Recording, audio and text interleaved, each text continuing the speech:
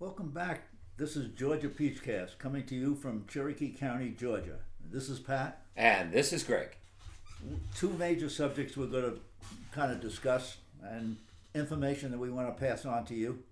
One is regarding the special election that's coming up for a runoff for House District 23, Georgia House District 23.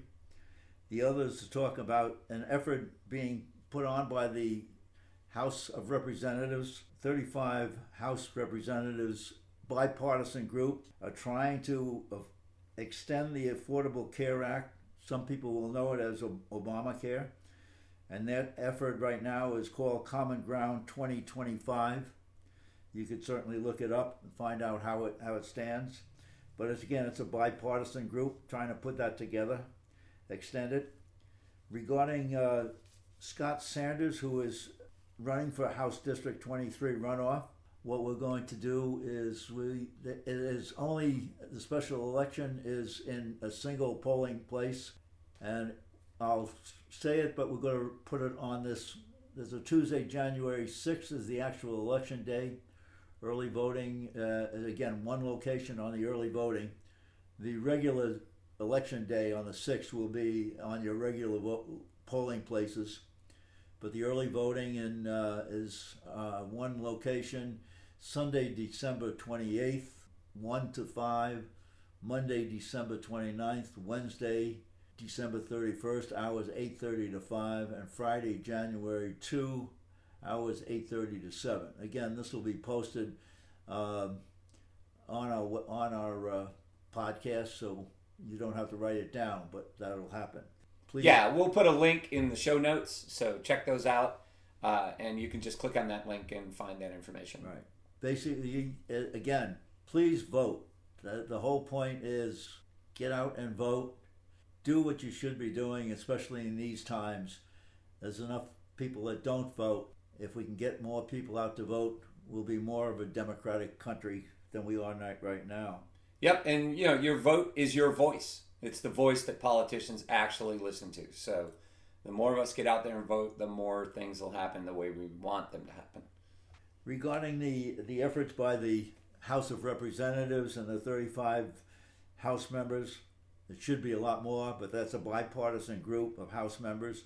If you go on and want to know more about Common Ground 2025, just go look it up and understand what it is. They are trying to put together an extension of the ACA for another 2 years so that people I've talked to somebody just recently, their health insurance, they're self-employed, both husband and wife, their health insurance is going to go from $400 a month up to $1,700 a month.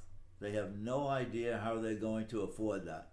So that kind of thing. I also had a conversation with one of my other family members that she also knew of somebody that had that kind of a increase that they were going to have to live with in order to have some kind of insurance. And people are starting to wonder whether they should even bother to have it, depending on how healthy or unhealthy they are, whether they should even have health insurance, that they shouldn't just save money, put it aside, and use it if they have to go between that savings and then having to go to the emergency room anytime they had any real problems.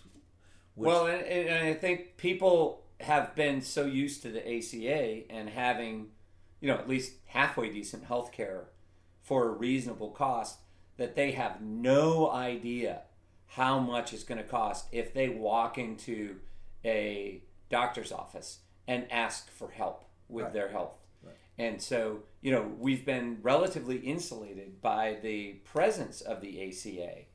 And if it disappears, people, this group of population, unless they're my age, when I remember not having healthcare, adequate healthcare, and going in and having to have a minor thing done, and the amount of money that it costs, the shock value is amazing. Just okay, so I had health care for when my kids were born, but my son was in the NICU for 2 months. My wife was in bed rest in the hospital for 12 weeks. And so, that bill, when I looked at the total cost of the bill, was $300,000. Yeah. There's no way on a teacher's salary I could have paid a third of that. Yeah. And the same, You know? same thing with my wife. My wife had 3 back surgeries, and those things were $125,000 each. Exactly. Okay. And so the decent health care that I had, partially because of the subsidies of the ACA, or actually this is pre-ACA, but the fact that I had good health coverage made all the difference in the world. Yeah. We're talking about millions of people losing their health coverage. Yeah. So they're losing it, or again, just a complicated pregnancy, and you're $100,000 in a home. They have no idea what's coming if they don't tell their representatives to fix this. and that's the point. Call your representatives. Even though it's in the House of Representatives right now, it has to. For those who may not understand, a bill will have to be generated in the House first, and then sent to the Senate. And then the Senate looks at it and makes its modifications and sends it back to the House. So there's a time frame that's going to be involved. But if it doesn't get started, and soon, there's going to be a lot of people that are all of a sudden not going to have money, not going to have health care at all, because they're going to be having to walk away from it. And they don't know how they're going to do that. They just don't understand how they're going to do it. Yeah. Get on the phone, get to your House representative, call them, tell them what you demand. Call your senators and demand it. Republican or Democratic, it doesn't matter.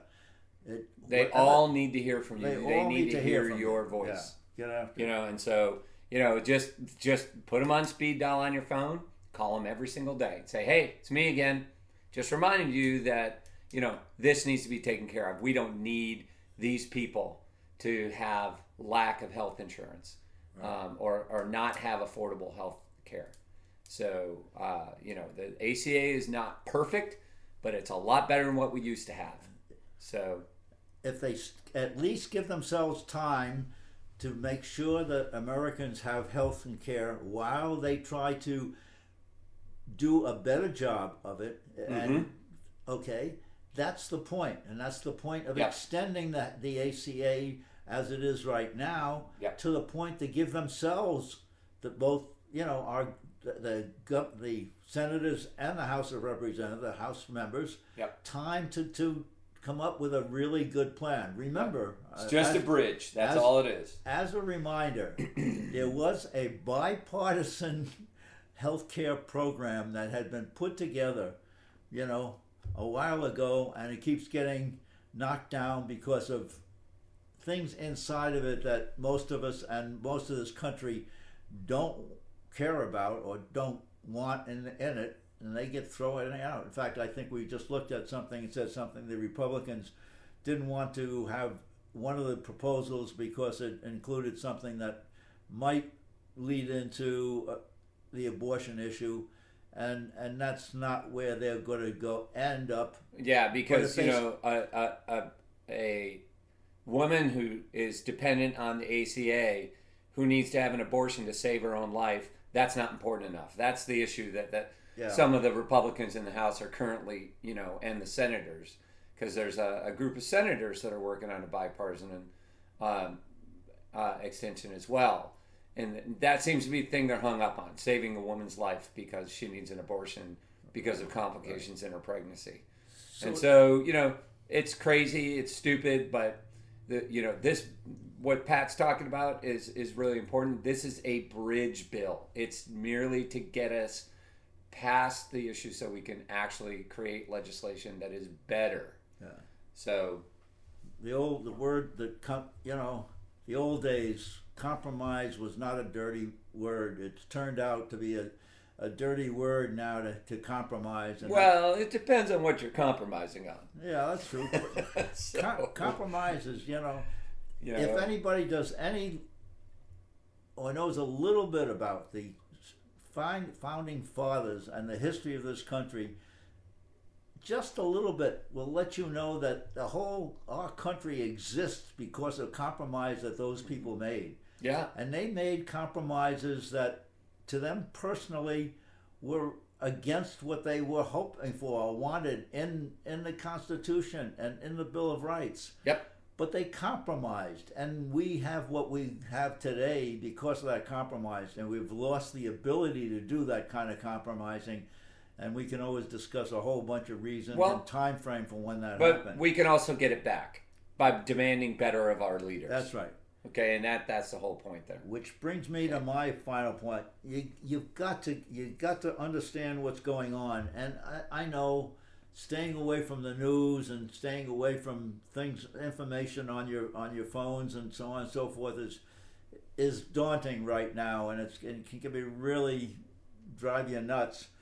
But it's critical in what's going on in this country right now. You need to know what's going on. You need to get involved with your community. You cannot stay away from it as much as it may hurt at times and really drive you crazy. And I understand that. Even us who are involved on a regular basis can have an up hour and a down hour, and 5 or 6 times a day, and it's tough to handle. But you've got to do it.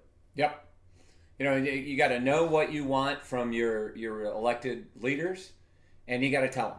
And so, it's never been easier in the history of man for us to let our elected leaders know what we expect of them. Absolutely. So again, speed dialing them on your phone once a week at least, and saying, hey, this is what we need in our country so that we can continue to be the America everyone in the world used to think we are. And so, that's really, really important. We understand, Pat and I have both been there and done that.